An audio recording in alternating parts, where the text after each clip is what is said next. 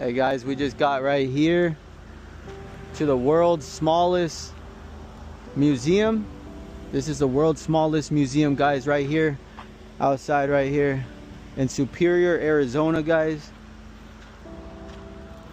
It does look like it is closed, so we unfortunately can't go inside it, but this is the world's smallest museum, guys. As you can see right there, guys, world's smallest museum.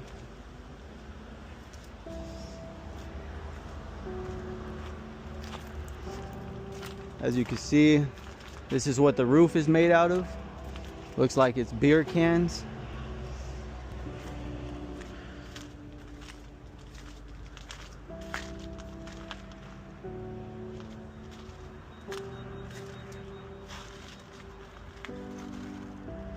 As you guys can see, guys, it looks just like a little small shed.